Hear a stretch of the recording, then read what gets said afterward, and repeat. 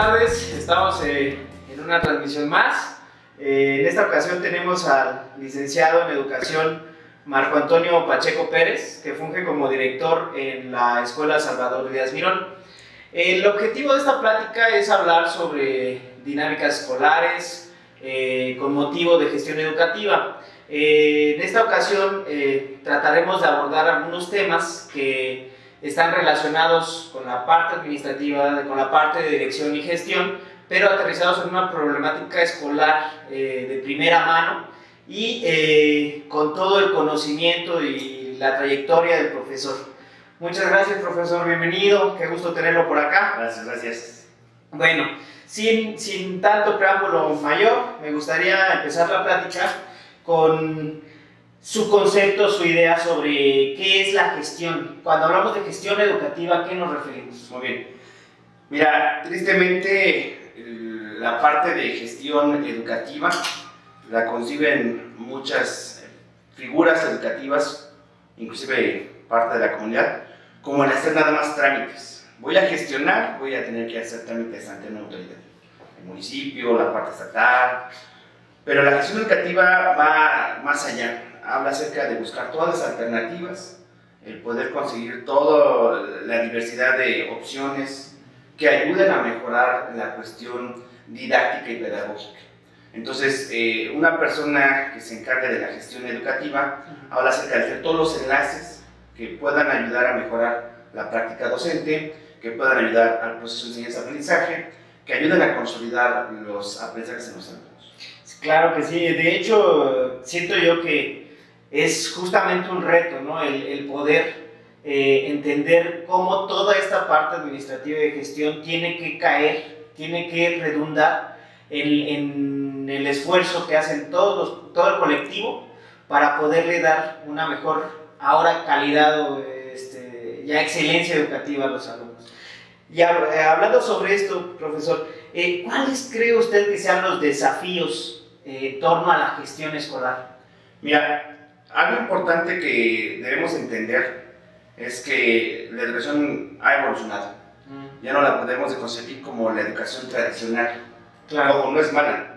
Aquí lo malo es que tenemos que empezar a romper paradigmas. Tenemos que empezar a vencer muchas de las dificultades que han ido permeando la educación y que se han ido manteniendo. Hay que desarraigar muchos malos hábitos, sobre todo los maestros y de la misma comunidad, que a veces no entienden que ya no es algo servible esas prácticas. Ahora, tú debes de concebir que la escuela tiene tres esferas: la parte pedagógica, la parte administrativa, y entre ellas dos está la parte de gestión. Cada una de esas esferas tiene un personaje, a fin de cuentas una figura. El director es el que está gestionando. La parte administrativa tiene que ver acerca de un secretario escolar, o como todos los que lleven la parte del conteo de los bienes, calificaciones, y la parte pedagógica, pues el subdirector, que se encarga de poder enlazar todos los aprendizajes. Claro, la importancia de conocer los roles de cada uno de los manejos que se deben de hacer, ¿no? ¿Qué puedo y qué no puedo hacer? ¿O hasta dónde llega mi capacidad y jurídicamente mis límites, ¿no? Porque para no transgredir en las funciones del otro, y en vez de darle mejora, pareciera que solamente nos entorpecemos unos a otros, ¿no? La importancia de la figura directiva ahí. Y fíjate, ahorita ya están mencionando mucho sobre, es triste cuando no conocemos y nada más llegamos a tener comentarios, emitir opiniones sin llegar a una profundización. Y ahorita mencionan el nuevo mapa curricular 2022, que al final de cuentas no que lo haya hecho un gobierno que está ahorita al frente, sino tiene o trasciende por todo un ordenamiento, ¿no? Pertenecemos a la OCDE, y que tiene que buscar un perfil de egreso de los alumnos, no porque sea una mano de obra. Aquí al final de cuentas el alumno debe tener una capacidad desarrollada dependiendo de ciertos parámetros, dependiendo de ciertos momentos, y que esto es importante. ¿Por qué menciono esto? Porque ahora se va a manejar mucho lo que se llama el aprendizaje basado en proyectos, que no es nada de novedoso, eso tiene muchos años. El objetivo y el reto, como tú lo mencionas, es que no nada más es en la clase, lo tenemos que hacer también desde la figura del directivo.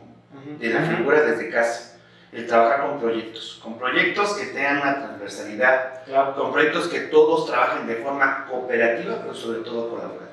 Entonces es importante que se empiece a definir las figuras para que sepas cuál es tu función, cuál es entonces lo que tú tienes que aterrizar y desenvolver, y entonces ya vamos a ir viendo cuáles son las problemáticas, que ahí es donde tendremos que empezar a aterrizar bien de la gestión para que puedan empezar a desarrollarse, a atenderse y que también empiecen a resolverse. Claro. Hablando precisamente sobre la importancia de conocer, como bien lo mencionaba, me gustaría que nos comentara, que nos hiciera saber cuáles son las diferentes dimensiones que se contemplan dentro de la gestión escolar y cuál es la importancia de ellas. ¿Dimensiones qué aspecto? Cuando hablamos de la cuestión de gestión escolar, se menciona que tenemos diferentes dimensiones de las cuales partimos. Una de ellas, como mencionaba usted, tiene que ver con la cuestión de los roles. Definir bien cuáles son los roles, definir bien cuáles son mis funciones, ¿no? Entonces, por ejemplo, por ahí pudiera ser. Otra pudiera ser cuando hablamos de la cuestión de la infraestructura. Cuando estamos hablando de qué tenemos, con qué trabajamos y qué necesitamos, ¿no? Entonces, a eso nos referimos con las dimensiones. Entonces, ¿cuáles considera ustedes que pudieran ser estas dimensiones que usted trabaja y cuál es la importancia de... Mira, las dos más grandes serían la administrativa y la parte pedagógica. No podemos verlas como separadas, Claro. Tienen que estar enlazadas. La parte administrativa tiene que ver con todos los aspectos, como tú dices, de la infraestructura, los materiales, los espacios y sobre todo la organización. En la parte pedagógica tiene que ver todo acerca de los planes y programas, Claro. de los métodos, de las estrategias, de las dinámicas, y es ahí donde se van empalmando, es un tejido. Entonces, si yo como administrativo digo, tenemos disponible un laboratorio, tenemos computadoras, tenemos proyectores, tenemos espacios, y aquí en la escuela decimos, quiero una clase novedosa, quiero una clase atractiva, voy a empezar a implementar prácticas en un laboratorio, entonces tiene que hacerse este roce para que pueda generarse un buen proceso de enseñanza-aprendizaje. Ahora, la gestión, ¿dónde va? Donde aquí pudiera tener alguna dificultad y aquí también, y la gestión es la que te va a ayudar a resolver. Entonces el director tiene que empezar a buscar alternativas. ¿Qué crees que yo tengo un cañón o un proyector y aquí los maestros que quieren que los alumnos puedan tener mayor interés en las clases? ¿Cuál será la gestión que hará el director en la forma educativa? Bajar pláticas, bajar actualizaciones para que los maestros ya no nada más sea el clásico papel o las láminas y que nada más estén recitando, sino que ahí el muchacho pueda trabajar con las TICs que van a volverse clases, ¿sale? De una TIC se vuelve una TAC y eso le va a ayudar mucho a que, aparte de que va a interesar en el aprendizaje, va a ayudar a que se pueda permear bien en todo el alumnado. Ah, perfecto, me parece muy interesante su postura, profesor. Me gustaría que nos hablara ahora un poquito del contexto escolar, de su contexto escolar, pero antes de que nos hable de eso, permítanme hacer un corto comercial y regresamos enseguida. Regresamos.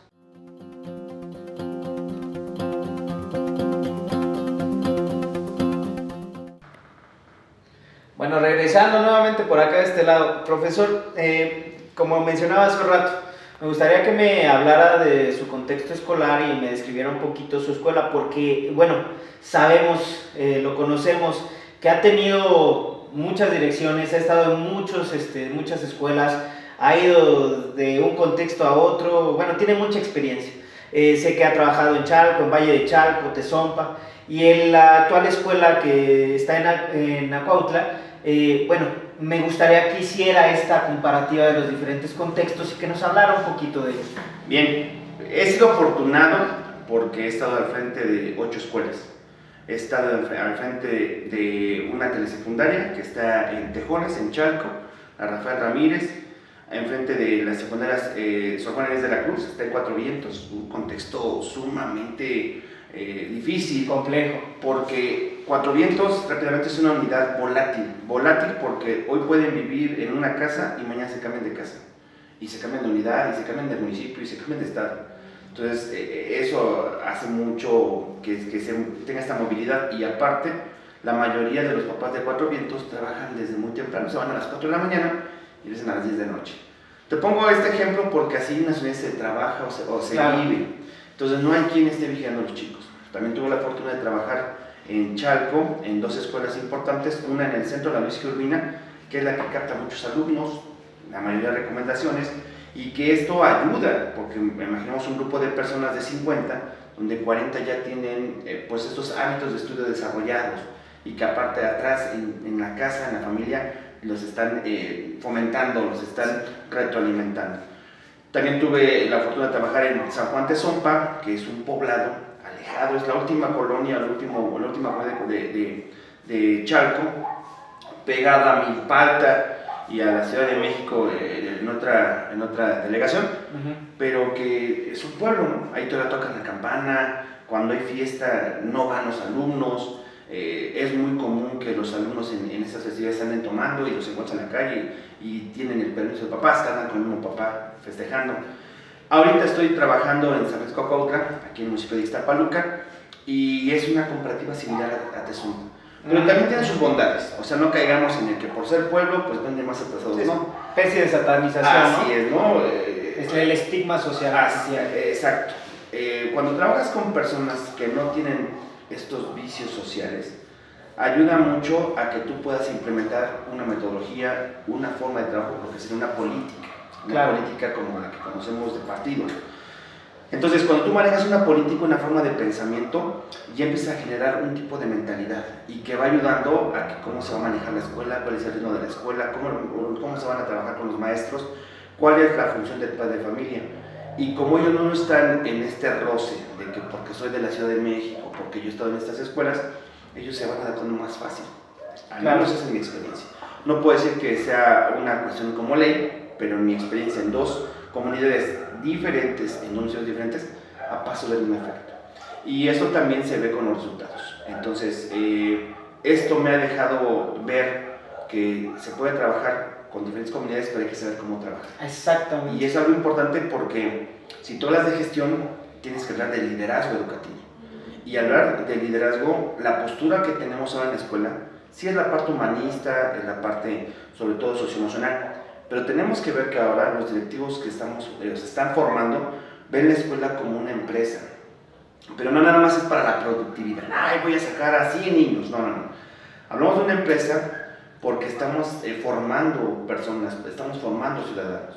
Y que esto tiene que ir un ciudadano capacitado, ¿no? O sea, no nada más es darle la calificación, sino este alumno, que a fin de cuentas puede ser un número, tiene que venir dotado de diferentes cuestiones. Y es donde uno como maestro tiene que ir hablando acerca de la evaluación, que para mí es la problemática, no número 1, pero sí fundamental. Porque no debemos de concebir la evaluación como un aspecto solamente de calificar. Sí es parte, pero no es todo. Y que la evaluación es valorar. Entonces, tú al ir valorando cómo se va el desempeño, nuevamente la gestión administrativa, la parte pedagógica, tiene que recaer en los alumnos. Claro. Justamente menciona 2 puntos, 2 aspectos que me parecen sumamente importantes. El primero, el liderazgo educativo, el saber cómo manejar las diferentes situaciones. Y el segundo es precisamente el aterrizar estas situaciones en los diferentes contextos. Y eso creo que no todos los profesores o todos los directivos tienen la facilidad o la habilidad de poderlo hacer. Bueno, pues he sabido que usted ha tenido estos diferentes contextos, lo que le ha dado un conocimiento y una habilidad muy grande, muy fácil de poder relacionarse con tanto los profesores como con los alumnos. Entonces eso es algo que enriquece mucho la educación hacia dentro de la escuela, y ese liderazgo que se proyecte dentro de una institución es sumamente necesario. Pero fíjate, y aquí algo importante, también no vamos a caer en el de que pues me salen bien las cosas, soy el mejor. Claro. ¿Me explico? O nada más estoy inventando, o nada más estoy proponiendo. Atrás de todo esto tiene que haber un sustento, y es la preparación y la actualización. Muchas veces me preguntan, ¿de dónde sacas esas ideas? Porque en ocasiones me he manejado como una persona poco ortodoxa. Claro. O sea, mi estilo no es como el convencional, mi estilo es un poco más atrevido, ¿no? Esto yo lo hago y los jóvenes dicen, no lo hagas porque puede ocasionar problemas. Pero para poder tener ese tipo de decisiones, tienes que estarte actualizando. Y a mí se me dio porque yo tuve que hacer un concurso para poderme promocionar y ascender, porque yo ya empecé como subdirector y poder ser director. Y que rápidamente esa historia, ese pasaje de vida, fue que yo hace 4 años tuve la fortuna de ser director o estar dentro de esta promoción y la renuncié porque quería pasar a supervisor. Claro. Y después viene que se cae la reforma, la pandemia y todo eso.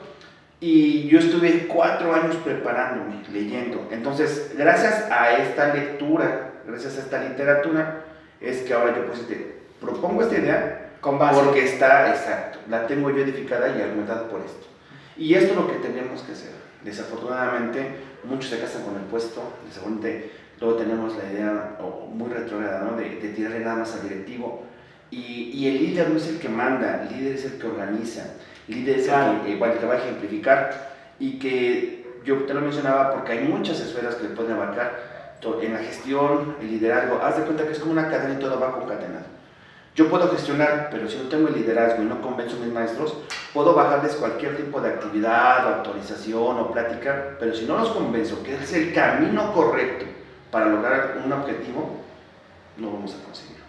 Si yo traigo buenas pláticas y lo convenzo, pero no tengo un buen programa de escolar de mejora continua, que es la articulación de todo mi proyecto de trabajo, claro, no va a servir. No va a funcionar. Y que muchas veces lo tachamos de que es malo, pero si sabemos trabajarlo, te da para mucho, porque ya no andas divagando ni andas, pues a final de cuentas, improvisando, ¿no? Claro. A veces dicen, pero es que me tocó experiencias con directores que llevaban un programa escolar de forma continua, parecía una enciclopedia, y yo manejo uno muy corto, y me decían, pero ¿por qué tan corto? Porque nada más son 3 rasgos de los 8. O sea, es imposible que tu escuela abarque los 8 rasgos, ni te va a dar el tiempo, ni te va a dar las actividades, ni te va a dar la revisión. Y viene muy bien estructurado. Planteas primero diagnosticas, ves la problemática, te vas a plantear un objetivo, vas por las metas, claro, que son las cuantificables. Después tienes que ver los resultados, la evaluación, el seguimiento, y esto te va dando el panorama. Ojo, eso es lo general, porque cada asignatura va a estar manejando un aspecto de su proyecto individual. Yo en matemáticas voy a buscar una aplicación para mejorar la habilidad matemática, pues, dentro del proyecto, del rasgo general que habla acerca del desarrollo de las capacidades del alumno. Así. Perfecto, me parece muy bien. De hecho, de lo que mencionaba, dentro de todo lo que me mencionaba hace un momento, me decía que la evaluación es parte del problema dentro de la educación. Esto me imagino también es parte del problema o de uno de los problemas que interviene en su institución. ¿Me podría hablar un poquito más de ello, por favor? Sí. Mira, en ocasiones nada más buscamos que la evaluación sea al final. Claro. Y que nada más es asentar una calificación. Y si el alumno cumplió, tiene 10, y si no cumplió, tiene 5. Y nunca vemos las evidencias. Te voy a hacer todo un esquema muy rápido. Hay diferentes tipos de evaluaciones y cada una tiene un aspecto muy importante. La evaluación global, la evaluación intermedia, tenemos la inicial, la procesual, la final, la diagnóstica, la formativa, la sumativa. Y que si tú sabes el concepto, sabes dónde la tienes que meter, dónde va a intervenir. Y yo les platicaba a mi colectivo docente. Si ustedes no saben identificar cuáles son las problemáticas, ¿cómo avanzan de los temas? O sea, desde ahí, ¿no? O sea, evaluación, examen, no. Hay un sinfín de formas de cómo evaluar al alumno. Yo nada más manejo, dice Delors, que manejas 4 saberes. El ser, el saber hacer y el saber convivir. Yo manejo evidencias, te manejo 3. Evidencia del proceso, evidencia del producto y evidencia del conocimiento. Y entonces le digo a los maestros, ya no vas a evaluar con un número solamente, me vas a evaluar con un desempeño. Te entrego un trabajo y me dices, maestro, aquí está mi trabajo, ¿ok? Ese es tu producto, yo veo que está bien desarrollado, te voy a poner en una escala o en un rango, ya sea una rúbrica, fíjate, estoy manejando los diferentes instrumentos y técnicas. Claro. En una rúbrica te voy a poner del 2 al 10, yo lo veo completo, tiene todos los indicadores que mencioné, tienes 10. Pero yo no vi que hicieras el trabajo aquí en la escuela, no sé si lo hiciste en casa, porque lo hiciste aquí en la escuela, lo hiciste tú o lo hicieron mejor tus papás, pero te doy el beneficio de la duda y te voy a poner 4. Y al momento de estar charlando contigo me doy cuenta que sí dominas el que conocimiento. sí lo conoces. Fíjate, ya estamos haciendo un trabajo muy importante de evaluación. Si sumamos, tenemos 10 del producto, 4 del proceso y 10 del conocimiento, da 24. Entre 3 dan 8. Si yo me hubiera basado nada más tajantemente en, no, yo no me quiero decir aquí, te repruebo. Sí, claro. Si yo no hubiera tenido el acercamiento de escucharte y hacer lo que le llaman, en el plan 2011 se llama retroalimentación y en el 2007 se llama realimentación, no hubiera podido constatar que sí dominas este contenido y que también el alumno sabe que el producto lleva ciertas características. Esto a nosotros en mi escuela ha servido mucho, porque ya no nos basamos nada más en 10 porque cumple todo, sino hay alumnos que dicen, híjole, su trabajo no tiene muy buena calidad porque no tiene buena letra, trabaja en su letra. ¿Qué cree que el muchacho le cuesta trabajo expresarse? Trabaja en eso. Y así vamos desarrollando todas esas habilidades, o le llaman competencias para la vida. Una competencia está dotada de habilidades, conocimientos y actitudes, mis evidencias. Entonces, sirve mucho esto porque ya los alumnos prácticamente tenemos 4 colores, el verde, el amarillo, el naranja y el rojo. Entonces, si un alumno está en verde, significa que va bien, su desempeño se coloca entre el 10 y el 9. Y te argumento por qué. Si está en un asunto regular, el amarillo, que es el 8. Si tienes un asunto bajo, el naranja, que es 7, y luego el rojo, que es 6 y 5. ¿Por qué? Porque al final de cuentas, un alumno que va en 6 es porque prácticamente ya hay un rezago ahí marcado. Claro, la importancia de saber cómo aplicar tanto la evaluación cuantitativa como cualitativa, ¿no? La combinación de ambas. Se llama cuantitativa. Entonces, es decir, bueno, sí cumpliste con estos parámetros, pero también háblame del tema, a ver si es que lo dominas por lo que mencionaba, o sea, dónde lo estás desarrollando, cómo lo estás desarrollando, si lo estás conociendo.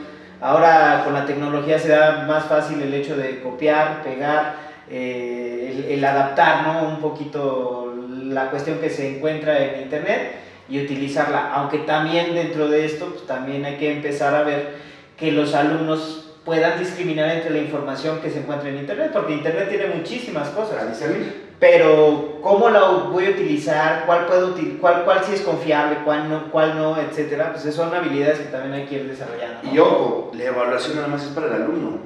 Claro. La evaluación corresponde a todos, fíjate, el maestro tendría que hacer una evaluación sobre el tema que va a dar, sobre cómo lo va a dar y sobre todo al final saber que si este tema está consolidado y si no, tendría que hacer una valoración si esto no quedó bien esclarecido, bien dominado, lo tenemos que repasar.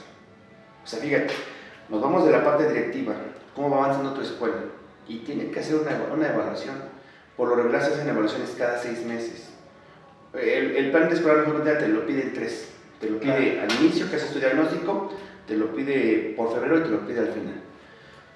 Y también una evaluación de los padres de familia, ¿no? Porque los padres también tienen que tener su punto de vista. Y también los mejores, si tú ya quieres saber cómo funciona tu escuela, los mejores jueces son los alumnos. Claro, haciéndoles preguntas correctas. Claro. Si tú les dices, ¿a qué maestro quieres más? Le van a poner al maestro que más les da chance y al maestro que es más permisivo. Pero tú le dices, ¿qué maestro consideras que es el que te está siempre enseñando, explicando y que a lo mejor puede ser una persona muy, no difícil, pero sí más arraigado a que estén aprendiendo? Y siempre van a mencionar al maestro que es muy pesado, pero que reconoce que sí aprende. Claro. Todos los chicos dicen, sí lo quiero él, pero reconozco que no es tan bueno. Y a este no lo quiero, pero reconozco que sí me enseña. Esto te va a ayudar a ti como maestro a ver también cómo se avanza, porque también te vas a encontrar en este mundo de la cuestión escolar maestros que quieren quedar bien y les ponen 10, maestros que se sienten catedráticos y eruditos y en todos reprueban, padres de familia que ellos dicen que lo que antes se practicaba sirve, alumnos que tienen detrás de ellos una historia muy difícil. Me sorprende ver alumnos que sus papás nada más los ven en fines de semana. Tuve casos de alumnos que me dicen, mi papá se va a las 4, llega a las 11 y yo me duermo a las 9. Ese tipo de personas son las que también nos deben de importar. Claro. Entonces luego juzgamos. Fíjate cómo por eso te decía yo de la evaluación. O sea, tienen que ver todo ese mundo. Voy a evaluar al muchacho en la parte de conocimientos, en la parte de productos, y de repente dices, pero esa es su historia. O sea, no hay quien esté en casa. El niño viene porque él quiere. No hay como en casa que te para la mamá y te prepara tu cafecito y cómete tu pan y te voy a llevar a la escuela.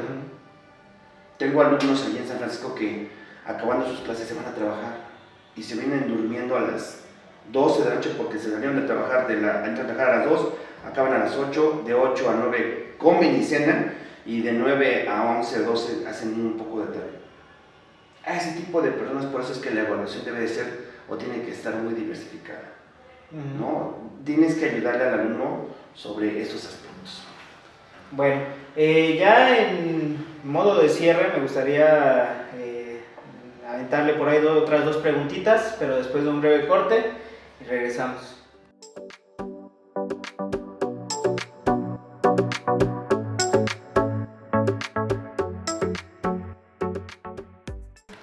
Regresando a este lado.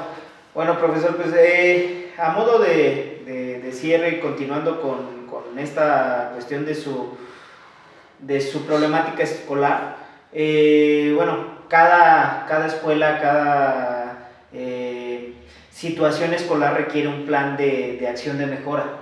Entonces, en su caso, en su contexto escolar, ¿cómo están proyectando este plan? ¿Cómo lo están desarrollando para atacar la problemática, en este caso de la evaluación? Bien, primero vamos a ir a la inversa. Okay. Tú para poder atacar algo tienes que saberlo diagnosticarlo, tienes que saber diagnosticarlo. Tenemos que usar este diagnóstico de muchos elementos. Se llama Programa Escolar de Mejora Continua y se empieza a edificar desde una semana intensiva del Consejo Técnico Escolar. Es el momento donde más nos reunimos y empezamos a ver cómo tenemos ese ciclo escolar, los resultados, qué problemáticas se dieron, se hicieron unas fichas descriptivas por alumno, se hicieron unas fichas descriptivas por salón, y de ahí empiezas a extraer las problemáticas. Después de ahí ya empiezas tú a manejar, el programa escolar de mejora continua maneja 8 rasgos que tienen que ver sobre la profesionalización del mismo docente, el trabajo con los alumnos, el trabajo con la sociedad, en fin. Entonces, tú eliges el hecho de la conformación dice que nada más son 3 rasgos máximo que tú puedes abarcar. Algunos manejan más, es decisión de cada uno. Algunos manejan nada más 1. Claro. También se menciona que mínimo tienen que durar 2 años este programa escolar de forma continua. Lo puedes ir modificando. Claro. Pero si tú hiciste un buen diagnóstico y viste cuál era la problemática, mínimo en 2 años tú tuviste que haber ya avanzado. Y no es que la radiques, sino que a lo mejor la vas aminorando. Algunos su problemática puede ser el rezago educativo, en otros puede ser el abandono escolar, en otros puede ser inclusive el trabajo docente y su actualización, en algunos puede ser la evaluación como mi caso, y entonces cada uno ve desde su perspectiva qué es lo que puede servirle para su escuela. Y lo tienen que hacer todos. En ocasiones el programa escolar de continuar, el antecede de la ruta mejora, y que prácticamente es lo mismo, y dice que tiene que ser edificado, que tiene que ser construido por todo el colectivo docente, con la opinión de ellos, y ir sacando los momentos. Tú primero estás viendo un diagnóstico, después vas a empezar a problematizar para que tú busques un objetivo, y después del objetivo te vas por las metas, después por las metas te vas el seguimiento, los responsables, la evaluación, los resultados. Porque nosotros tenemos que hacer una rendición de cuentas. Y nuevamente, rendición de cuentas no de 5 pesos, no. Rendición de cuentas es qué fue lo que planteamos, cómo se desarrolló, sirvió o no sirvió. Yo tengo o manejo 2 tipos de experiencias. Las experiencias exitosas que sí se cumplió, que sí se hicieron bien, y las que no se cumplen, yo no soy negativo en eso de son experiencias de fracaso. yo le llamo experiencias de aprendizaje, donde digo, esto no funcionó por esto, hay que cambiarlo. O tal vez sí funcionó, pero no le dimos esta entonación o este cauce. Entonces, a eso nosotros nos basamos. Y este programa de Mejora Continua lo tienes que estar llevando mes con mes. Y tiene que estar a la vista de todos, porque al final de cuentas tienen que enterarse los docentes y lo tienen que manejar como si fuera algo memorístico. Lo tienen que conocer los alumnos y los padres de familia, para que ellos vean cuál es la problemática que nos encontramos y cómo la vamos a ir atendiendo y desarrollando hasta conseguir los objetivos. Y que sí será un momento de reflexión a los 6 meses que digas, ¿hemos avanzado o no hemos avanzado? Y que también te puede decir, ¿qué crees? Que ya avanzamos, no significa que ya lo lograste, ya no tengo esa problemática. Si ya la estuvimos atendiendo y ya vemos que fue mejorando, pues ahora hay que aterrizarla para que no vuelva a pasar. Porque a veces tú atiendes el problema, baja y piensas que ya no va a volver a pasar, lo dejas de atender y viene como en el sobreprecio, el rebote, claro, que es mucho peor y mucho mayor. Sí, ya no lo podemos abarcar. Esa es la importancia de hacer una buena planeación, una planeación estratégica. Lo vuelvo a repetir, la persona que lleve todo esto, la importancia de que sepa cómo hacerlo, el conocimiento y la práctica que el mismo directivo tiene, ¿no? Entonces, hacer esta planeación estratégica es muy importante y yo creo que es la espina medular, ¿no? El poder diagnosticar, el poder sobre este diagnóstico trazar la ruta y poder irla trabajando, como bien lo mencionaba. A lo mejor en un año no la podemos cambiar del todo, pero 2 años ya vemos qué sí nos funciona, qué no nos funciona, cómo nos puede funcionar mejor y por ahí seguir. La constancia de los mismos directivos y docentes, ¿no? Ahí lo que a lo mejor de repente nos viene a perjudicar un poco son los cambios administrativos, ¿no? Por cuestiones o índole de cualquier otra cosa, pero que muevan un directivo de aquí para allá, cuestiones ya meramente administrativas que nos puede llegar a perjudicar, ¿no?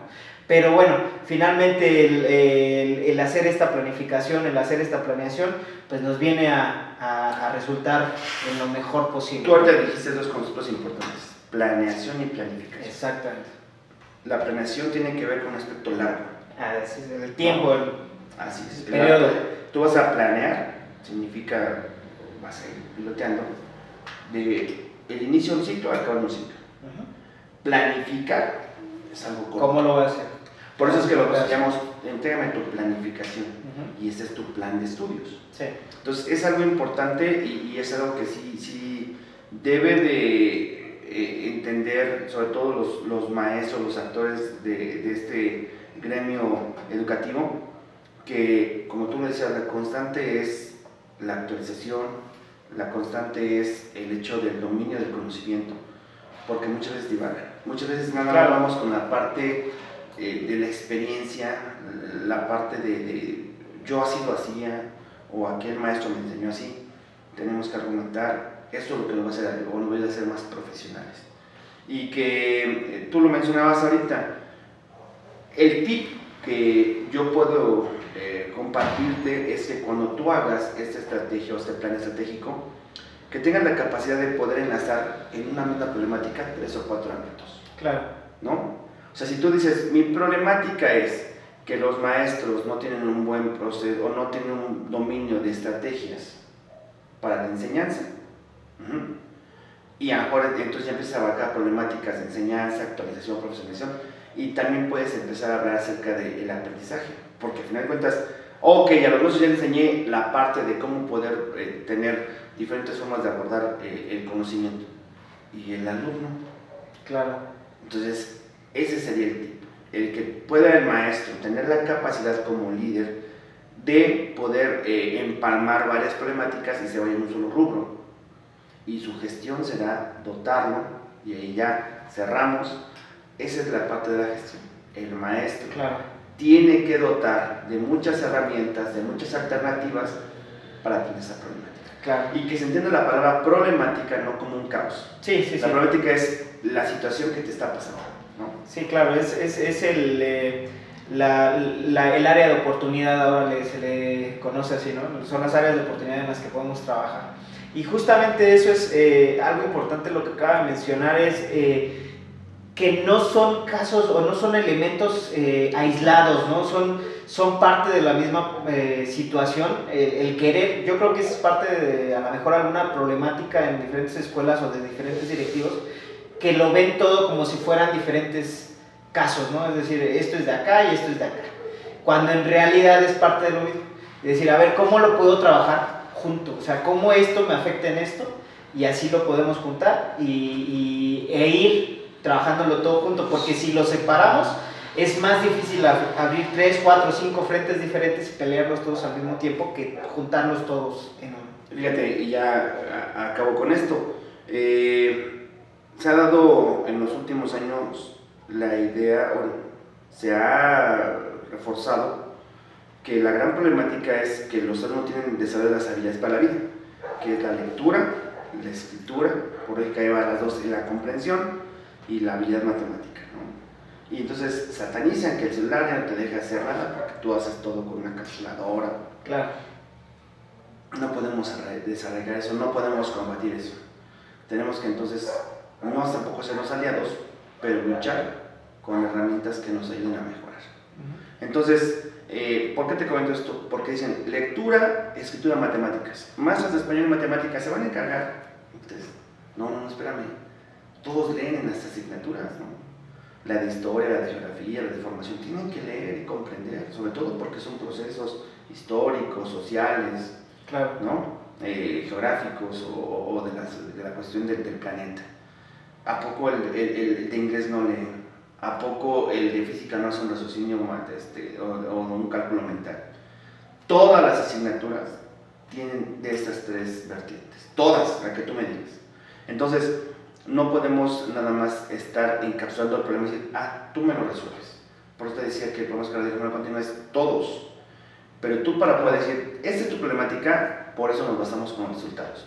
Y es ahí donde muchas veces, cuando tú no le explicas al docente por qué tiene que hacer diferentes tipos de materiales, tú le dices, ¿me vas a hacer fichas descriptivas? ¿Para qué? No sirve de nada. ¿Por qué? Porque es tu antecedente. Tu antecedente en el que dices, mira, el grupo es así, vamos a buscar que esto ya no se siga dando. Y también del alumno, mira, resulta que Marco no ha trabajado, pero en sus calificaciones todas saca 7, pero hay una que saca 10. El análisis diría, maestra, ¿por qué sacó cuando usted 10? O le puso el 10 nada más por caerle bien, o qué hizo usted para que hiciera todo esto. Entonces la maestra dice, no, es que yo lo hago así, es que yo lo paso al frente, es que yo estoy siempre atrás de él, es que yo le hago una evaluación diferente. Entonces, esa experiencia, lo que le llaman ahora el trabajo entre pares, claro. Pares no son 2, 4 solamente, pares es un diálogo profesional, ayuda de, muy bien, y empiezas tú a compartir tus experiencias.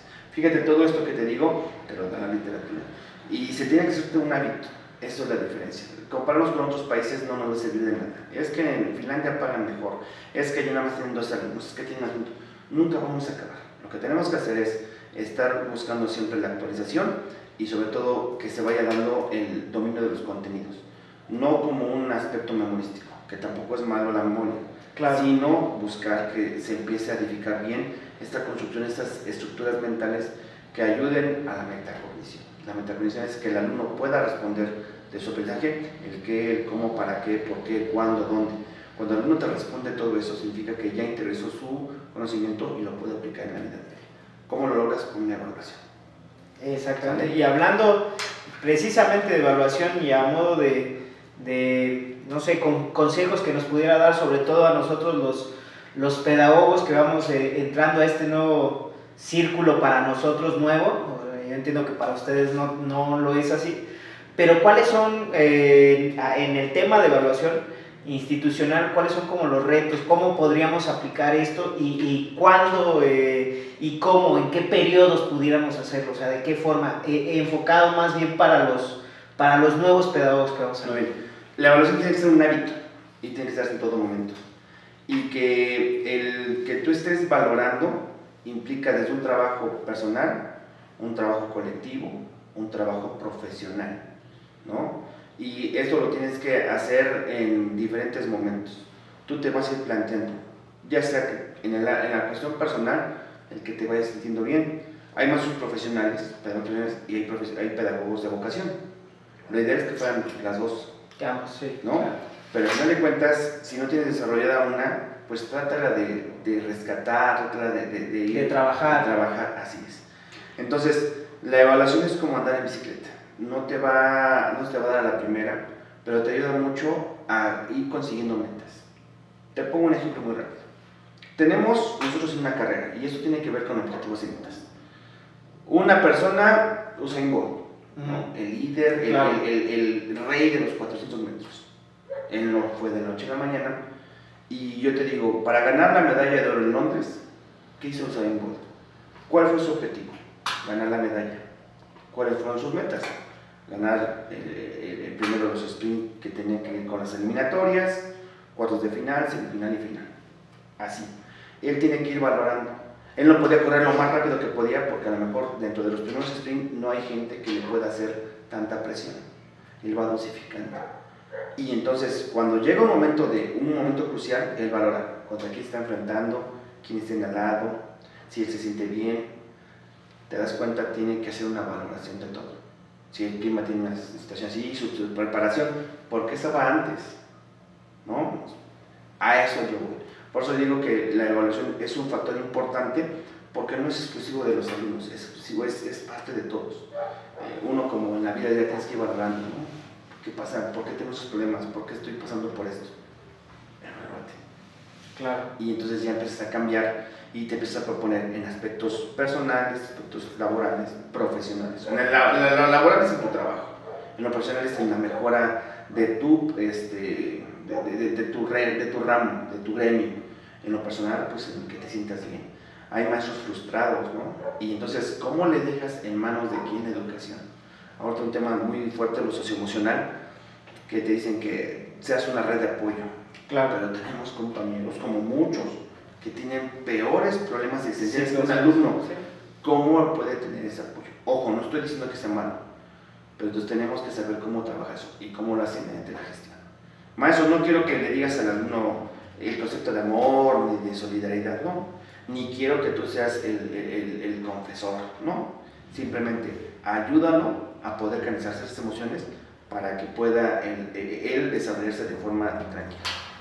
Ok, perfecto, maestro. Pues regresamos a la cuestión de planificación y planeación, el hecho de en qué tiempo, cómo lo voy a hacer y cómo lo voy a ir dosificando para lograr mi objetivo.